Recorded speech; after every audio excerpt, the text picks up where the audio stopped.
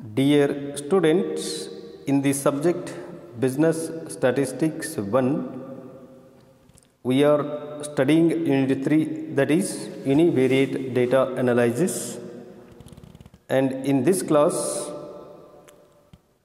we are studying quartile deviation and about mean deviation. First, we have to know quartile deviation because in the previous class we have learned that there are four measures of dispersion. Number 1 is range, number 2 quartile deviation, number 3 mean deviation, and number 4 standard deviation. And relative measures of these tools of dispersion are coefficient of range, coefficient of quartile deviation, coefficient of mean deviation, and coefficient of variation. So first we have to know, in the previous class we have discussed about range, the first measure of dispersion, that is range. Next, second, we have to study about quartile deviation. Let us know the meaning of quartile deviation. The difference between upper quartile, that is Q3, and lower quartile, that is Q1 is divided by 2, then it is called quartile deviation. So quartile deviation is equal to Q3 minus Q1 divided by 2, and coefficient of quartile deviation is equal to Q3 minus Q1 divided by Q3 plus Q1. ಇಲ್ಲಿ quartile deviation ದಲ್ಲಿ ಕ್ವಾರ್ಟೈಲ್ಸ್ಗಳನ್ನು ಈ ಹಿಂದಿನ ಕ್ಲಾಸ್ದಲ್ಲಿ ನಾವು ಕಲಿತಿದ್ದೇವೆ. ಮೂರು ಕ್ವಾರ್ಟೈಲ್ಸ್ಗಳಿವೆ, Q1, Q2 ಮತ್ತು Q3. ಹಾಗಾದರೆ Q3 ಮತ್ತು Q3ದಲ್ಲಿ Q1 ಮೈನಸ್ ಮಾಡಿ ಬರುವ ಉತ್ತರವನ್ನು ನಾವು 2ರಿಂದ ಭಾಗಿಸಿದಾಗ ನಮಗೆ ಸಿಗುವ ಉತ್ತರವೇ ಕ್ವಾರ್ಟೈಲ್ ಡಿವಿಯೇಷನ್ ಆಗಿದೆ. ಹಾಗಾದರೆ Q3 ಮೈನಸ್ Q1 ಮತ್ತು Q1ದ ವ್ಯಾಪ್ತಿ, Q3 minus Q1, the range of Q3 and Q1 is, that is Q3 minus Q1. ಹೀಗೆ Q3 ಮೈನಸ್ Q1 ಮಾಡಿದಾಗ ಬರುವ ಉತ್ತರವನ್ನು 2ರಿಂದ ಭಾಗಿಸಿದಾಗ ನಮಗೆ ಬರುವ ಉತ್ತರವೇ ಕ್ವಾರ್ಟೈಲ್ ಡಿವಿಯೇಷನ್ ಇರುತ್ತೆ. So the upper quartile, the difference between upper quartile, that is Q3, and lower quartile, that is Q1, is divided by 2, then we get quartile deviation. ಅದರಿಂದ quartile deviation QD is equal to Q3 minus Q1 divided by 2. ಅದೇ ರೀತಿ coefficient of quartile deviation is equal to Q3 minus Q1 divided by Q3 plus Q1. ನೋಡಿ, ಅದರಿಂದ ಇಲ್ಲಿ ನಾವು ಒಂದು example ಅಥವಾ ಎಕ್ಸರ್ಸೈಸನ್ನು ಇಲ್ಲಿ ಮಾಡೋಣ. ಸೊ ಪ್ರಾಬ್ಲಮ್ ಮತ್ತು ಸೊಲ್ಯೂಷನ್ ಅನ್ನು ಇಲ್ಲಿ ನೋಡೋಣ. ಪ್ರಾಬ್ಲಮ್ ಇದೆ. In a frequency distribution the 3 quartiles are 128, 147 and 157, and calculate the quartile deviation and its coefficient. ನೋಡಿ, ಈ ಒಂದು ಪ್ರಾಬ್ಲಮನ್ನು ನೋಡಿದಾಗ ಇಲ್ಲಿ 3 ಕ್ವಾರ್ಟೈಲ್ಗಳನ್ನು ಕೊಟ್ಟಿದ್ದಾರೆ, ಕ್ಯಾಲ್ಕುಲೇಟ್ ಮಾಡಿ ಕೊಟ್ಟಿದ್ದಾರೆ. ಫಸ್ಟ್ ಕ್ವಾರ್ಟೈಲ್, ಅದಕ್ಕೆ Q1 ಅಂತ ಕರಿಬೋದು, ಅದು 128 ಇದೆ. ಸೆಕೆಂಡ್ ಕ್ವಾರ್ಟೈಲ್ Q2 ಅಥವಾ ಅದು ಮೀಡಿಯನ್ಗೆ ಸಮ ಇರುತ್ತೆ, Q2 147 ಇದೆ. ಮತ್ತು Q3 ಥರ್ಡ್ ಕ್ವಾರ್ಟೈಲ್ ಅಥವಾ ಅಪ್ಪರ್ ಕ್ವಾರ್ಟೈಲ್, ಅದು 157 ಇದೆ. ಹಾಗಾದರೆ ಕ್ವಾರ್ಟೈಲ್ ಡಿವಿಯೇಷನ್ ಮತ್ತು ಕೋಎಫಿಷಿಯಂಟ್ ಫೈಂಡ್ ಔಟ್ ಮಾಡಲಿಕ್ಕೆ ಹೇಳಿದ್ದಾರೆ. How to calculate quartiles? Quartiles ಅಂದಾಗ these are the partition values which divide the series into 4 equal parts ಅನ್ನೋದನ್ನು ಕಲ್ತಿದ್ದೇವೆ. ಹಾಗಾದರೆ ಯಾವುದೇ ಡೇಟಾವನ್ನು ನಾವು ಕ್ವಾರ್ಟೈಲ್ಸನ್ನು ಕಂಡುಹಿಡಲಿಕ್ಕೆ ಡಿವೈಡೆಡ್ ಬೈ 4 ಭಾಗಿಲೆ 4 ಅಥವಾ ಡಿವೈಡ್ ಬೈ 4ರಿಂದನೇ ಮಾಡ್ತಾ ಇದ್ದೀವಿ. ಯಾಕೆಂದರೆ ಕ್ವಾರ್ಟೈಲ್ಸು 4 ಭಾಗವಾಗಿ ಡೇಟಾವನ್ನು ವಿಂಗಡಿಸುತ್ತೆ. ಇಲ್ಲಿ Q1, Q2 ಮತ್ತು Q3 first quartile, second quartile, third ಕ್ವಾರ್ಟೈಲ್ಗಳನ್ನು ಕ್ಯಾಲ್ಕುಲೇಟ್ ಮಾಡುವ ಪ್ರೊಸೀಜರನ್ನು ಈ ಹಿಂದಿನ ಕ್ಲಾಸ್ನಲ್ಲಿ ನಾವು ಕಲ್ತಿದ್ದೇವೆ. The 3 quartiles Q1, Q2 and Q3 are studied already. How to calculate and what is the formula to calculate we have discussed earlier. ನೋಡಿ, ಇಲ್ಲಿ ರಾ ಡಾಟಾ ಇದ್ದಾಗ ಮತ್ತು discrete frequency distribution, raw data ಮತ್ತು ಡಿಸ್ಕ್ರೀಟ್ ಫ್ರೀಕ್ವೆನ್ಸಿ ಡಿಸ್ಟ್ರಿಬ್ಯೂಷನ್ ಅಥವಾ discrete data ಇದ್ದಾಗ formula same ಇದೆ. ಕ್ವಾರ್ಟೈಲ್ಸ್ಗಳನ್ನು ಕಂಡುಹಿಡಲಿಕ್ಕೆ ಫಾರ್ಮುಲಾ ಚೇಂಜ್ ಆಗುತ್ತೆ. ಎಲ್ ಪ್ಲಸ್ ಅನ್ನೋ ಫಾರ್ಮುಲಾ ಬರುತ್ತೆ. Lower limit of the lower limit of the Q3 class, Q1 class ಈ ರೀತಿ ನಾವು ನೋಡಿದ್ದೇವೆ ನೋಡಿ. ಹಾಗಾದರೆ ಕಂಟಿನ್ಯೂಸ್ ಡಿಸ್ಟ್ರಿಬ್ಯೂಷನ್ ಇದ್ದಾಗ ಫಾರ್ಮುಲಾ ಎಲ್ ಪ್ಲಸ್ ಅಂಥೇಳಿ ಸ್ಟಾರ್ಟ್ ಆಗುತ್ತೆ. Lower limit of the Q1 or Q3 class ಅಂಥೇಳಿ ಸ್ಟಾರ್ಟ್ ಆಗುತ್ತೆ. ಈ ರೀತಿ ಈಗಾಗಲೇ ರಾ ಡಾಟಾ ಇದ್ದಾಗ, ಡಿಸ್ಕ್ರೀಟ್ ಡೇಟಾ ಇದ್ದಾಗ ಮತ್ತು ಕಂಟಿನ್ಯೂಸ್ ಡೇಟಾ ಇದ್ದಾಗ ಕ್ವಾರ್ಟೈಲ್ಸ್ಗಳನ್ನು ಹೇಗೆ ಕಂಡುಹಿಡಿಯಬೇಕು ಅನ್ನೋದು ನಾವು ಈ ಹಿಂದಿನ ಕ್ಲಾಸ್ನಲ್ಲಿ ಕಲ್ತಿದ್ದೇವೆ. ನೀವು ಅದನ್ನು ಮತ್ತೆ ರಿಪೀಟಾಗಿ ನೋಡಿಕೊಳ್ಳಿ. ಈ ಕ್ವಾರ್ಟೈಲ್ ಡಿವಿಷನ್ನ ತೆಗೆದುಕೊಳ್ಳಲಿಕ್ಕೆ ಆ ಕ್ವಾರ್ಟೈಲ್ಸ್ಗಳನ್ನ ಮತ್ತೊಮ್ಮೆ ವಿಡಿಯೋ ಮುಖಾಂತರ ಅದನ್ನು ಅಧ್ಯಯನ ಮಾಡಿ. ನೆಕ್ಸ್ಟ್ ಈ ಒಂದು ಪ್ರಾಬ್ಲಮ್ದಲ್ಲಿ 3 ಕ್ವಾರ್ಟೈಲ್ಗಳು Q1, Q2, Q3 ಕೊಟ್ಟಿದ್ದಾರೆ. ಅದು ಕ್ಯಾಲ್ಕುಲೇಟ್ ಮಾಡಿಯೇ ಕೊಟ್ಟಿದ್ದಾರೆ. 128, 147 ಮತ್ತು 157. ನೆಕ್ಸ್ಟ್ ನಾವು ಬರೋಣ. ಹಾಗಾದರೆ here Q1 is equal to 128 and Q3 is equal to 157. ಇಲ್ಲಿ Q1 ವ್ಯಾಲ್ಯೂ ಯಾವುದು, Q3 ವ್ಯಾಲ್ಯೂ ಯಾವುದು ಬರೆಯಿರಿ. ಆಮೇಲೆ quartile division QD is equal to formula ಏನಿದೆ, Q3 minus Q1 divided by 2 ಇದೆ. ಅದರಿಂದ Q3 157 minus Q1 128 divided by 2 ಮಾಡಿದಾಗ next ಸ್ಟೆಪ್ದಲ್ಲಿ 29 divided by 2 ಆಗುತ್ತೆ. 157 ಮೈನಸ್ 128 ಈಸ್ ಈಕ್ವಲ್ ಟು 29 ಆಗುತ್ತೆ. 29 divided by 2 is equal to 14.5. Quartile division 14.5 ಬರುತ್ತೆ. Next coefficient of quartile division is equal to Q3 minus Q1 plus divided by Q3 plus Q1. Q3 minus Q1 divided by Q3 plus Q1. ಅದರಿಂದ 157 minus 128 divided by 157 plus 128. ಅದರಿಂದ ಇಲ್ಲಿ 29 divided by 285 is equal to 0.1018. 0.102 ಇಡಬಹುದು ಅಥವಾ 0.1018 ಈ ರೀತಿ ಇಟ್ಟು ನಡೆಯುತ್ತೆ. ಹಾಗಾದರೆ ಕ್ವಾರ್ಟೈಲ್ ಡಿವಿಷನ್ ಮತ್ತು coefficient of quartile division formula ಇಲ್ಲಿ ನೆನಪಿಡಿ. ಕ್ವಾರ್ಟೈಲ್ಸ್ಗಳನ್ನು, ಚತುರ್ಥಕಗಳನ್ನು ಕಂಡುಹಿಡಿಯುವ ವಿಧಾನ ನಾವು ಹಿಂದಿನ ಪೀಠದಲ್ಲಿ ಡಿಸ್ಕ್ರೀಟ್ ಡಾಟಾ ಇರಲಿ, ರಾ ಡಾಟಾ ಇರಲಿ, ಕಂಟಿನ್ಯೂಸ್ ಡಾಟಾ ಇರಲಿ ಕಲ್ತಿದ್ದೇವೆ. Next number 3, the third measure of dispersion ಅಥವಾ ವ್ಯತ್ಯಾಸ ಅಥವಾ ವೇರಿಯೇಷನನ್ನು ಅಳೆಯಲಿಕ್ಕಿರುವ 3ನೇ ಸಾಧನ ಮೀನ್ ಡಿವಿಯೇಷನ್. ಅದಕ್ಕೆ ನಾವು MD ಎಂದು ಕರೆಯುತ್ತೇವೆ ಶಾರ್ಟ್ಕಟ್ಟಾಗಿ. MD ಅಂದರೆ ಮೀನ್ ಡಿವಿಯೇಷನ್. ಅರ್ಥ ನೋಡೋಣ, meaning. The deviations are obtained from the central value and the average of such deviations is called mean deviation. In any frequency distribution or in any data, the deviations are obtained from the central value. ಅಂದರೆ ಇಲ್ಲಿ central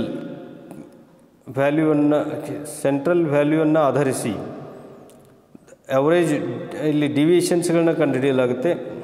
central ವ್ಯಾಲ್ಯೂದಿಂದ ಎಲ್ಲ ವ್ಯಾಲ್ಯೂಗಳು ಎಷ್ಟೊಂದು ದೂರ ಇವೆ, ಚದುರಿ ಹೋಗಿವೆ ಅನ್ನೋದು ಇಲ್ಲಿ ಅಂತರವನ್ನು ಕಂಡುಹಿಡಿಯಲಾಗುತ್ತೆ. ಆದ್ದರಿಂದ the deviations are obtained from the central value ಕೇಂದ್ರ ಒಂದು ಮೌಲ್ಯವನ್ನು ಆಧರಿಸಿ ಇಲ್ಲಿ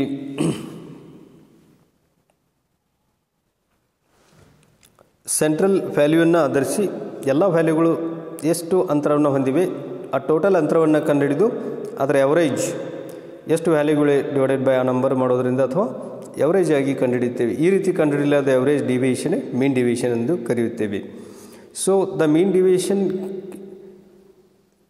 can be obtained from mean, median or mode, because the central value may be mean, that is arithmetic mean, or median or mode. ಇಲ್ಲಿ central value ಅನ್ನು ಆಧರಿಸಿ ಅಂತರಗಳನ್ನ ಕಂಡುಹಿಡಿಯೋದ್ರಿಂದ ಆ central value ಮೀನ್ ಆಗಿರ್ಬೋದು.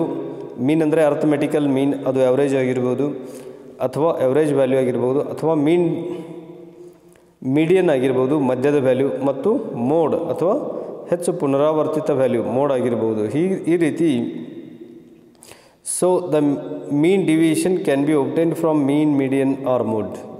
ಇಲ್ಲಿ ಅವರೇಜ್ ಡಿವಿಯೇಷನ್, ಮೀನ್ ಡಿವಿಯೇಷನ್ ಅಂದರೆ average deviation, ಅದನ್ನು ನಾವು ಮೀನ್, median ಅಥವಾ ಮೋಡ್ದಿಂದ ಕಂಡುಹಿಡಿಯಬಹುದಾಗಿದೆ. ನಂಬರ್ 1 ಅರ್ಥಮೆಟಿಕ್ ಮೀನ್ ಬಗ್ಗೆ ಇಲ್ಲಿ ಸ್ವಲ್ಪ ತಿಳಿದುಕೊಳ್ಳೋಣ. Arithmetic mean of a set of values is obtained by dividing the number of values by dividing the sum of the values by the number of the values in the set. ನೋಡಿ arithmetic mean ಇಲ್ಲಿ average ಅಥವಾ ಸರಾಸರಿ ವ್ಯಾಲ್ಯೂಗಳ ಸರಾಸರಿ ತೆಗಿಲಿಕ್ಕೆ arithmetic mean of a set of values is obtained by dividing the sum of the values. ಎಲ್ಲ ವ್ಯಾಲ್ಯೂಗಳನ್ನು ಒಟ್ಟುಗೂಡಿಸಿ ಎಷ್ಟು ವ್ಯಾಲ್ಯೂಗಳಿವೆ ಆ ನಂಬರ್ದಿಂದ ಡಿವೈಡೆಡ್ ಬೈ ಮಾಡಿದಾಗ ನಮಗೆ ಅರ್ಥಮೆಟಿಕ್ ಮೀನ್ ಬರುತ್ತೆ. So arithmetic mean of a set of values is obtained by dividing the sum, SUM sum ಅಂದರೆ ಒಟ್ಟು sum of the values by the number of values in the set. So arithmetic mean is denoted by x bar. arithmetic mean ಅನ್ನು ನಾವು x bar ಇಂದ denote ಮಾಡ್ತಾ ಇದ್ವಿ, ಸೂಚಿಸ್ತಾ ಇದ್ವಿ. So x bar is equal to, that is arithmetic mean is equal to x bar is equal to summation x divided by n. ನಾವು ಯಾವ ರೀತಿ ಓದ್ತಾ ಇದ್ದೀವಿ ಅಂದರೆ summation x divided by n. Summation ಅಂದರೆ sum, that is total. X ಅಂದರೆ ವ್ಯಾಲ್ಯೂಗಳು, ಎಲ್ಲ ವ್ಯಾಲ್ಯೂಗಳು ಟೋಟಲ್ ಮಾಡಿ ಎಷ್ಟು ವ್ಯಾಲ್ಯೂಗಳಿವೆ ಡಿವೈಡೆಡ್ ಬೈ ಅಷ್ಟು ಆ ನಂಬರ್ದಿಂದ ಭಾಗಿಸಿದಾಗ ನಮಗೆ ಬರುವ ಉತ್ತರವೇ arithmetic mean. So for raw data ನೋಡಿ ಅರ್ಥಮೆಟಿಕನ್ನು ಕಂಡುಹಿಡಲಿಕ್ಕೆ summation x divided by n ಇದೆ. ಡಿಸ್ಕ್ರೀಟ್ ಮತ್ತು ಕಂಟಿನ್ಯೂಸ್ ಡೇಟಾ ಆದಾಗ ಅಲ್ಲಿ ಚೇಂಜ್ ಆಗೋದು ನೋಡಿ ಎಫ್ ಒಂದು ಬರುತ್ತೆ. X bar is equal to summation f x divided by n ಇದೆ. X bar is equal to summation f into x divided by n ಇದೆ. ಈ ರೀತಿ ಅರ್ಥಮೆಟಿಕ್ ಮೀನ್, ನಾವು ಅರ್ಥಮೆಟಿಕ್ ಮೀನ್ ಅಂದರೆ ಅವರೇಜ್, ಅದು ನೀವು ಪಿ ಯು ಸಿಯಲ್ಲಿ ಫಸ್ಟ್ ಇಯರ್ದಲ್ಲಿ ಸಹಿತ ಅದು ಡಿಸ್ಕಷನ್ ಬಂದಿದೆ, ನೀವು ತಿಳಿದುಕೊಂಡಿದ್ದೀರಿ ಈಗಾಗಲೇ. ನೋಡಿ ಸೆಕೆಂಡ್ ಹಾಗಾದರೆ ಮೀಡಿಯನ್, ಎರಡನೇ ಸೆಂಟ್ರಲ್ ವ್ಯಾಲ್ಯೂ ಮೀಡಿಯನ್ ಇದೆ. ಮೀಡಿಯನ್ ಅರ್ಥ the middle most value in the array is called median. Array ಅಂದರೆ when the data is arranged either in ascending order or descending order it is called array. So the middle most value in the array is called median and it is denoted by M or M E. ಡೇಟಾವನ್ನು ascending ಏರಿಕೆ ಅಥವಾ ಇಳಿಕೆ ಕ್ರಮದಲ್ಲಿ ಬರೆದಾಗ ಮಧ್ಯದ ವ್ಯಾಲ್ಯೂವೇ median ಎಂದು ಕರೆಯಲಾಗುತ್ತೆ. ಹಾಗಾದರೆ ಮೀಡಿಯನ್ ಕ್ಯಾಲ್ಕುಲೇಟ್ ಮಾಡಲಿಕ್ಕೆ ಫಾರ್ಮುಲಾ ರಾ ಡೇಟಾ ಮತ್ತು ಡಿಸ್ಕ್ರೀಟ್ ಡೇಟಾ ಇದ್ದಾಗ ಸೇಮ್ ಇದೆ ಅದು. So median is equal to N plus one divided by tooth value in the array ಅಂತಿದೆ. ಹಾಗಾದರೆ median is equal to 2 in the bracket N plus one divide by tooth value. ಹಾಗಾದರೆ N ಅಂದರೆ number of items plus one ಮಾಡಲೇಬೇಕು rules ಪ್ರಕಾರ, divided by 2. Median ಅಂದರೆ the middle most value, ಮಧ್ಯದ value ಕಂಡಲಿಕ್ಕೆ divided by 2 ಮಾಡ್ತಾ ಇದ್ವಿ. ಅದರಿಂದ ಬರುವ ಉತ್ತರ ಮೀಡಿಯನ್ ಇರುತ್ತೆ.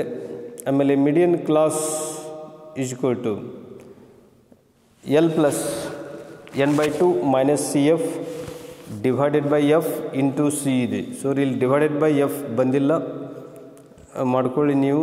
ನಾನು ಇನ್ನೊಮ್ಮೆ ಹೇಳ್ತಾ ಇದ್ದೀನಿ, median is equal to L plus N by 2 minus C F divided by F ಮಾಡಿಕೊಳ್ಳಿ, divided by F into C. ಹಾಗಾದರೆ L is equal to lower limit of median class, C F is equal to cumulative frequency of the class preceding the modal class, median class,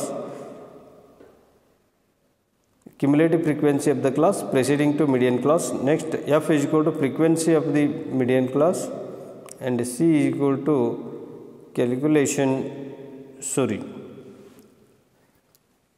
f is equal to frequency of the median class and c is equal to width of median class. ನೋಡಿ ಹಾಗಾದರೆ L ಅಂದರೆ lower limit ತೊಗೋತೀವಿ, C F ಅಂದರೆ cumulative frequency, modal class N by 2 ಮಾಡಿದಾಗ ಒಂದು value ಬರುತ್ತೆ.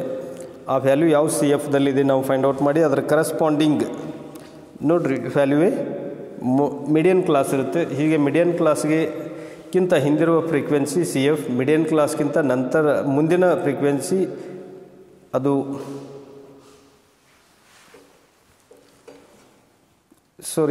ಇಲ್ಲಿ ಸ್ವಲ್ಪ ಇನ್ನೊಮ್ಮೆ ಇದ್ರ ಬಗ್ಗೆ ನೋಡೋಣ. Median is equal to formula N plus N by 2 minus C F divided by F ಇದೆ into C. Divided by F ಬರೆದಿಲ್ಲ ಅಲ್ಲಿ, ನೀವು ಮಾಡಿಕೊಳ್ಳಿ, ಮತ್ತೊಮ್ಮೆ ಬರೆದುಕೊಳ್ಳಿ. Divided by F into C ಇದೆ. ಎಲ್ ಅಂದಾಗ lower limit of the median class, N by 2 ಅಂದರೆ ಟೋಟಲ್ ನಂಬರ್ಸ್ ಸಂಖ್ಯೆಗಳು ಎಷ್ಟಿವೆ ಡಿವೈಡ್ ಬೈ 2 ಮಾಡಬೇಕು. ಬರುವ ಉತ್ತರ ಯಾವ ಸಿ ಎಫ್ದಲ್ಲಿದೆ ನೋಡಿ ನಾವು ಮೀಡಿಯನ್ ಕ್ಲಾಸ್ ಕಂಡುಹಿಡಿಬೇಕು. ಹಾಗಾದರೆ C F is equal to cumulative frequency of the class preceding the median class, median ಕ್ಲಾಸ್ಗಿಂತ ಹಿಂದಿನ ಕ್ಯುಮುಲೇಟಿವ್ ಫ್ರೀಕ್ವೆನ್ಸಿ ತೆಗೆದುಕೊಳ್ಬೇಕು. ನೆಕ್ಸ್ಟ್ ಎಫ್ ಅಂದರೆ frequency of the median class ಮತ್ತು ಇಂಟು ಸಿ ಅಂದರೆ width of the median class. ಈ ರೀತಿ ನೋಡಿ, ರಾ data ಮತ್ತು ಡಿಸ್ಕ್ರೀಟ್ ಇದ್ದಾಗ n+1/2 ವ್ಯಾಲ್ಯೂ ಬರುತ್ತೆ, ಮತ್ತು ಕಂಟಿನ್ಯೂಸ್ ಡೇಟಾ ಇದ್ದಾಗ ಈ ರೀತಿ l+n/2 ಈ ರೀತಿ ಫಾರ್ಮುಲಾ ಮುಖಾಂತರ ಮೀಡಿಯನನ್ನು ಕಂಡುಹಿಡಿಯಬೇಕಾಗಿದೆ. ನೆಕ್ಸ್ಟ್ ನಾವು ಮೋಡ್ ಬಗ್ಗೆ ತಿಳಿದುಕೊಳ್ಳೋಣ. ಮೋಡ್ ಅಂದರೆ the most repeated value is called mode. ಹೆಚ್ಚು ಪುನರಾವರ್ತಿತ ವ್ಯಾಲ್ಯೂಯೇ ಮೋಡ್ ಆಗಿದೆ. ಯಾವುದೇ ಡೇಟಾಗಳಲ್ಲಿ ಯಾವುದು ಹೆಚ್ಚು ವ್ಯಾಲ್ಯೂ ರಿಪೀಟ್ ಆಗಿದೆ, ಯಾವುದು ಆ ರಿಪೀಟೆಡ್ ಪುನರಾವರ್ತಿತ ವ್ಯಾಲ್ಯೂಗೆ ನಾವು ಮೋಡ್ ಎಂದು ಕರೆಯುತ್ತೀವಿ. Or the value which is having highest frequency is called mode. ಮತ್ತೊಂದು ಅರ್ಥದಲ್ಲಿ ಫ್ರೀಕ್ವೆನ್ಸಿ ಡಿಸ್ಟ್ರಿಬ್ಯೂಷನ್ದಲ್ಲಿ ಯಾವ ವ್ಯಾಲ್ಯೂ ಹೈಯೆಸ್ಟ್ ಫ್ರೀಕ್ವೆನ್ಸಿ ಹೊಂದಿದೆ, ಏಕೆಂದರೆ ಆ ವ್ಯಾಲ್ಯೂ ಅಷ್ಟು ಸರಿ ರಿಪೀಟ್ ಆಗಿದೆ. ಉದಾಹರಣೆ 10, ಅದರ ಮುಂದೆ ಫ್ರೀಕ್ವೆನ್ಸಿ 20 ಅಂದರೆ 10-20 ಸರಿ ರಿಪೀಟ್ ಆಗಿದೆ ಎಂದು ಹೇಳುತ್ತೆ. ಫ್ರೀಕ್ವೆನ್ಸಿ ಅಂದರೆ ಅದು ಎಷ್ಟು ಸರಿ ರಿಪೀಟ್ ಆಗಿದೆ ಎಂದು ಹೇಳುತ್ತೆ. ಹೀಗೆ the value which is having highest frequency is called mode ಎಂದು ಕರೆಯಬಹುದು. ಯಾವ ವ್ಯಾಲ್ಯೂ ಎಷ್ಟು ಸರಿ ರಿಪೀಟ್ ಆಗಿದೆ, ಹೆಚ್ಚು ಫ್ರೀಕ್ವೆನ್ಸಿಯನ್ನು ಹೊಂದಿದೆ, ಅದು ಮೋಡ್ ಇರುತ್ತೆ. Next mode is denoted by Z. ಮೋಡನ್ನು ಝೆಡ್ದಿಂದ ಡಿನೋಟ್ ಮಾಡಲಾಗುತ್ತೆ. ನೋಡಿರಿ, ಫಾರ್ಮುಲಾ ನೋಡೋಣ ಮೋಡ್ ಕಂಡುಹಿಡಲಿಕ್ಕೆ. ಫಾರ್ ರಾ ಡೇಟಾ ಮತ್ತು discrete data mode is found out only by observation, that is most repeated value. Raw data ಮತ್ತು ಡಿಸ್ಕ್ರೀಟ್ ಡೇಟಾ ಇದ್ದಾಗ ಮೋಡನ್ನು ನಾವು ಕೇವಲ ಅಬ್ಸರ್ವೇಷನ್ ಮುಖಾಂತರ ಕಂಡುಹಿಡಿತಾ ಇದ್ದೀವಿ, ಏಕೆಂದರೆ ಯಾವುದು ಹೆಚ್ಚು ವ್ಯಾಲ್ಯೂ ರಿಪೀಟ್ ಆಗಿದೆ ಕೇವಲ ಅಬ್ಸರ್ವ್ ಮಾಡೋದ್ರಿಂದ ನಾವು ಇಲ್ಲಿ ಕಂಡುಹಿಡಿಯಬಹುದಾಗಿದೆ. ನೆಕ್ಸ್ಟ್ ಫಾರ್ ಕಂಟಿನ್ಯೂಸ್ ಡೇಟಾ ಇಲ್ಲಿ ಮೋಡ್ ಕಂಡುಹಿಡಿಯುವ ವಿಧಾನ ಚೇಂಜ್ ಇದೆ. ಮೀಡಿಯನ್ ಥರ mode is Z = L+f - f1 / 2f - f1 - f2 × c. ನೋಡಿರಿ, ಇಲ್ಲಿ L = lower limit of modal class. Modal class ನಾವು ಡಿನೋಟ್ ಮಾಡಿದ ಮೇಲೆ L = lower limit of modal class. ಹಾಗಾದರೆ ಮೋಡಲ್ ಕ್ಲಾಸ್ ಕಂಡುಹಿಡಿಬೇಕಾದ್ರೆ ಯಾವುದು ವ್ಯಾಲ್ಯೂ ಎಷ್ಟು ಸರಿ ರಿಪೀಟ್ ಆಗಿದೆ, ಹೈಯೆಸ್ಟ್ ರಿಪೀಟ್ ಯಾವುದು ಇದಾಗಿದೆ, ಅದು ಕರಸ್ಪಾಂಡಿಂಗ್ ಇಲ್ಲಿ ಮೋಡಲ್ ಕ್ಲಾಸ್ ಇರುತ್ತೆ. ಆ ಮೋಡಲ್ ಕ್ಲಾಸ್ನಲ್ಲಿ L = lower limit of modal class, F = frequency of modal class, F1 ಅಂದರೆ frequency of the class preceding the modal class. Modal ಕ್ಲಾಸ್ಗಿಂತ ಹಿಂದಿನ ಫ್ರೀಕ್ವೆನ್ಸಿ ತಗೋಬೇಕು F1. F2 ಅಂದರೆ frequency of the class succeeding the modal class, ಅಂದರೆ frequency modal ಕ್ಲಾಸದ ಫ್ರೀಕ್ವೆನ್ಸಿಗಿಂತ ಮುಂದಿನ ಫ್ರೀಕ್ವೆನ್ಸಿಯನ್ನು ತೆಗೆದುಕೊಳ್ಳಬೇಕು. C = width of modal class.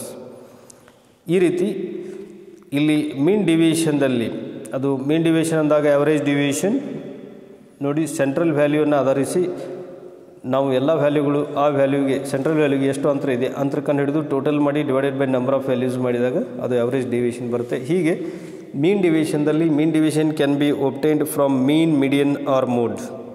ಈ ಮೂರು ಸೆಂಟ್ರಲ್ ವ್ಯಾಲ್ಯೂಗಳನ್ನು ಆಧರಿಸಿ ತೆಗೆಯಲಿಕ್ಕೆ ಬರುತ್ತೆ. ಆದ್ದರಿಂದ